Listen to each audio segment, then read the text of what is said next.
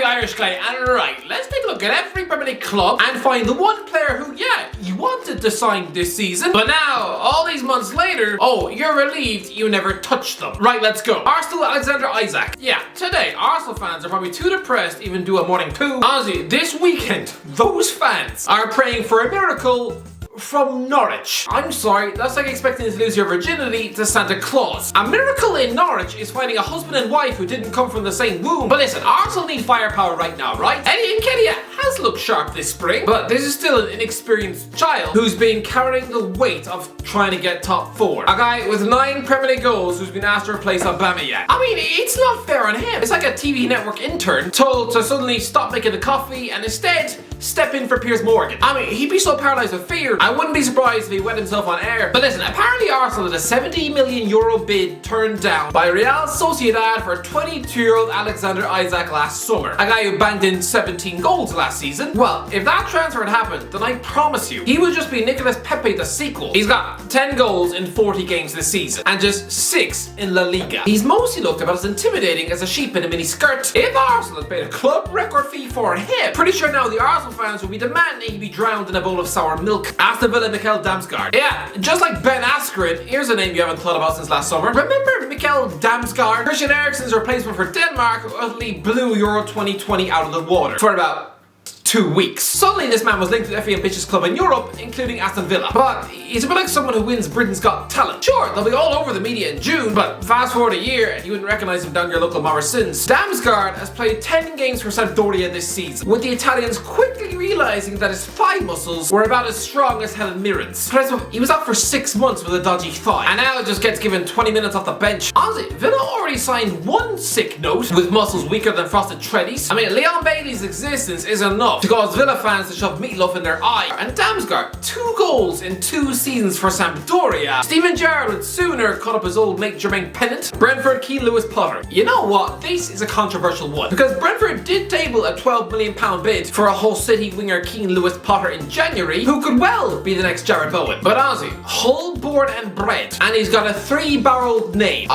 Are you Alfie in disguise? I bet you also enjoy drinking vegan cocktails squeezed from the udder of a Latvian cow whilst researching women's football in Liechtenstein. But listen, Lewis-Potter scored 13 goals for Hull this season and he looks good. But Brentford have been almost perfect the last 6 months. They really did not need to write a £12 million paycheck to keep them up. Instead, they just got Thomas Frank to send Christian Eriksen a text in the bath. Honestly, Lewis-Potter would have been unnecessary. Brighton Dele. Yeah. Believe it or not, Dele was heavily linked with Brighton and Hove Albion in January. You know, the England golden boy who once tore Real Madrid apart? I mean, he would probably have looked at a move to the Amex the same way you'd feel about digesting a brick for tea. But I don't think Brighton would have enjoyed signing him either. And who watched Brighton tear Manchester United apart? Tell me, where was the room for a moody, stroppy prima donna who's clearly got the fight of a piss-stained pillowcase? I mean, this is a guy who's yet to start a single match for a team who might yet get relegated to the Championship. If Graham Potter even dared to ask this guy to do a disciplined job in midfield, Dele would probably vomit out of his ears. Honestly, right now, the likes of Alexis McAllister, by comparison, make Alli look every inch the modern day Danny Guthrie. Anyone remember who he was? Exactly. Burnley Christian Benteke. Remember when Newcastle stole Chris Wood from Burnley mid-January? I'm convinced it was that moment where Sean Dyche's relationship with the board broke down. I remember him being suspiciously quiet that week in interviews. I'm guessing he must have stormed into the Burnley coffee room and threatened to key someone's car. Honestly, he probably grabbed the Burnley chairman by the scruff of the neck and had to restrain himself from biting off his nose. I mean, it's like your wife selling your dog on eBay behind your back. You're not going to be happy that night. But to be fair, somehow this club managed to replace Wood with Wout Weghorst, a much better footballer. I mean, they just had to resist signing their first choice, Christian Benteke from Crystal Palace. I mean, sure, he's a battering ram, yes, but he's also a Neanderthal lump of meat, allergic to scoring goals. Relying on him is like relying on your cinema tub of popcorn not to stink after you let your cat sit in it for half an hour. Chelsea Leivin Kurzawa. What were Chelsea thinking? 4 months ago, Thomas Tuchel wanted left-back cover, and so tried to sign Leivin Kurzawa from PSG. This is an experienced 29-year-old French left-back, yes, but this isn't 2017 anymore. He's been utterly frozen out at PSG this season. He's played 9 minutes all season.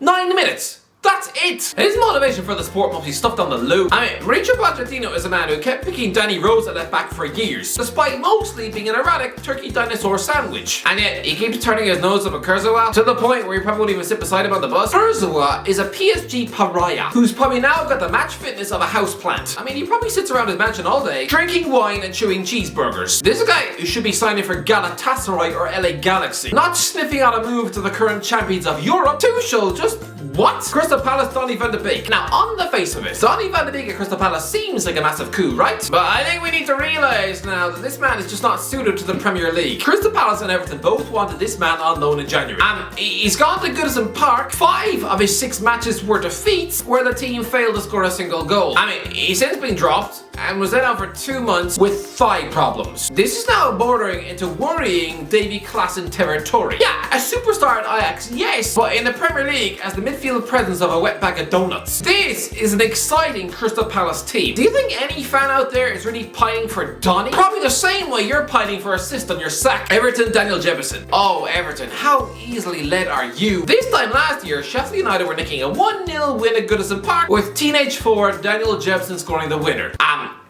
It was a tap in. So of course, without doing any real homework or scouting reports on the kid, he still goes straight onto Everton's shopping list. Yeah, this is a kid who might be going to the World Cup with Canada, yes. So he'll always have that to shove down my throat, but really, if he was good enough for Everton, he'd be good enough for the championship. Instead, this season, he was loaned out to Burton Albion in League 1, where he scored 7 times, and now just rotting on the bench beside Ryan Brewster for the Blades. He might still be a good player, but what would he have done at Everton this season? I mean, asking an unproven child to step in as cover for Dominic Calvert-Lewin, oh, things would have gotten ugly and fast. Leeds Todd Cantwell. The myth of Todd Cantwell is over. Apparently Leeds wanted to take this talented midfield kid from Norwich, but this fella, he looks like the championship's answer to Dele Alli, except his career meltdown is happening on a much smaller scale, so nobody really cares. I mean, it might get talked about in the staff room with Soccer AM, but that's about it. But lads, he was turfed out of Norwich in January and hasn't really done anything at Bournemouth. I mean, Scott Parker has left him in his last 4 matchday squads, so clearly there must be an attitude problem. I mean, Norwich fans seem to think this guy thought he was bigger than the club. Is that why he was stumbling about looking like Lindsay Lohan in high heels? Honestly, if Jesse Marsh was given a lightweight paper bag like him in a relegation battle, I mean, it's like going on a picnic with someone and then you unwrap the tin foil and find out that they barbecued a donkey's knob.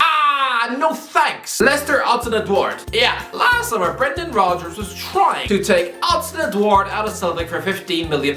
Now listen, like Patson Daka, he might have done a decent job in the Europa League, but realistically, he's not actually that good. I mean, he went to Crystal Palace instead, and has just 6 league goals. I mean, is any Leicester fan gutted they didn't sign him? Liverpool, Federico Chiesa. Last summer, apparently Liverpool bid €100 million for Juventus winger Federico Chiesa. I mean, which for Liverpool seems like an uncharacteristic shopping splurge. And honestly, it's like a usually frugal housewife who never likes to overpay for potatoes, so suddenly then spend £2,000 on fancy shoes. Listen, this winger just came off an insanely good Euro 2020 with Italy, but there is a reason you haven't heard his name in a year. He's largely struggled under Max Allegri, 4 goals in 18 matches. He's also struggled with injury all season long, and is now just hanging around with Bolton fans. Can you imagine if Jurgen Klopp had agreed to write a €100 million paycheck for some Italian bag of toast rotting in the treatment room? I mean, there would have been no funds for Luis Diaz.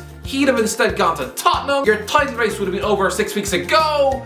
Oh, it would have just been a big mess. Man City, Cristiano Ronaldo. Cristiano Ronaldo at Manchester City. Would it really have worked? I mean, this is a bona fide world-class goal machine, yes. But I'm sorry, Pep Guardiola changing his entire system and philosophy to accommodate a 37-year-old who doesn't press. Ask Manchester United fans if they're happy with Ronaldo scoring 20 plus goals and yet limping into 6th in the league. Yes, this would have been a fun little transfer to drive Man United fans demented. But realistically, Man City play better with a false 9 than someone who at this stage is a static goal hanger. Honestly, Guardiola would have stuffed this fella on the bench after Halloween, and Pep is a man who hates egos and sulks. I mean, just ask Zlatan Ibrahimovic at Barcelona. Even to this day, Pep would probably gladly drown that man in a shallow bath. A sulking Ronaldo would have been a Yaya Toure-shaped distraction that this club didn't need. it wouldn't have worked. Man United Saúl Ñíguez. Remember last summer when half the Premier League were chasing Saúl Ñíguez? A brilliant box-to-box midfielder with Atletico Madrid, yes. But I'm sorry, clearly that 9-year contract scrambled his work ethic because as predicted, right now he's the Spanish Danny Drinkwater, wasting away on the Chelsea bench. A peak Saúl Ñíguez is exactly what Man United needs. But this version, a guy who Diego Simeone wants to get rid of, someone who's clearly got the hunger of a shoot, it would just be a Spanish version of Donny van de Beek. They'd have signed the exact same problem 2 seasons in a row. He'd be the Spanish Bastian Schweinsteiger, and no, that's not a compliment. Ozzy, having Saúl Ñíguez to pollute an already toxic Man United dressing room, it's like being served dog food on a plane, just no. Newcastle Jesse Lingard. Eddie Howe was sensible in January. This guy who could have easily gone out and filled his team with expensive big names. I mean, this is the former manager of Burnley and Bournemouth. Suddenly, getting to rub shoulders with top-class footballers would have been tempting for a former Portsmouth centre-back. But look at Dele Alli at Everton.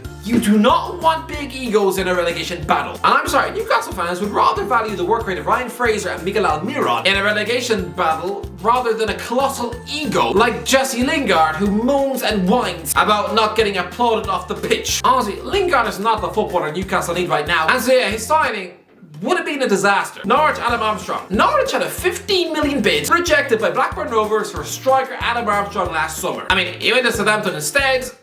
2 goals. He's the modern day David Nugent. Yeah, a championship goal machine who in the top flight suffocates like a claustrophobic monkey at the zoo. Armstrong would have been a £15 million stain on Norwich's season. For example, how many cake books do you think Dele would have had to sell to afford that? Honestly, Norwich should have signed a striker last summer, yes, but not him.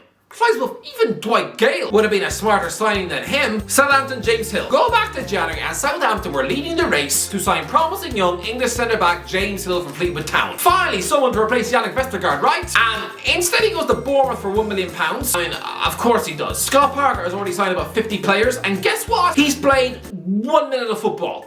I mean, it's not like he's 16. He turns 21 next season, and yet he's currently rotting away in the attic. Tottenham Adama Traoré. Tottenham have had a brilliant second half of the season under Antonio Conte, who's actually been able to recharge the batteries of Matt Doherty and Emerson Royale. Saving Tottenham a £30 million paycheck they'd have had to give to Wolves for Adama Traoré, who, by the way, is now just a 10-minute cameo impact sub at Barcelona. Just a frustrating dish rag who's doing Xavi's head in. Honestly, Tottenham dodged the bullet here. Watford, Amadou Diawara. Apparently, Claudio Ranieri wanted to sign 24-year-old Roman midfielder Amadou Diawara in January. I mean, I trust the opinion of Jose Mourinho, and ever since watching him play in a 6-1 defeat against Bodo Glimt, Diawara has been banished from the team. I mean, he hasn't actually been able to make it off the bench since December. Mourinho used to play Steve Sidwell more than that. So honestly, if Jose thinks that Diawara is a wet paper bag of a midfielder, what use would he have been in a relegation battle with Watford, playing alongside Moussa Sissoko? Another one with the sporting backbone of a flea. West Ham Eden Hazard. West Ham could not resist, could they? Apparently a mid-season big money bid for Eden Hazard. It doesn't take a genius to realise this man would have been a disaster. This man is so injury prone, it's actually bordering on disbelief. I don't remember him being this injury prone at Chelsea, but at Real Madrid, apparently he's in danger of cracking his ribs if he even dares to brush his teeth. West Ham do not want this version of Hazard. He is the opposite of Jared Bowen or Sai Benrahma. You know, footballers hungry for success. Hazard is hungry for a big mac and cheese, and that's about it. Wolves, nobody.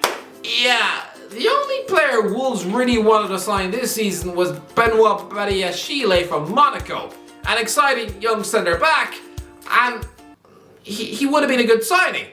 Everyone else, though, Bruno Lage didn't really want anyone else, so I don't know, Wolves. You tell me in the comments, because right now, I can't find anyone. Anyway, that's it. What do you think? Let me know in the comment section below if you enjoyed the video. Don't forget to like, subscribe, and as always, I'll talk shit a while.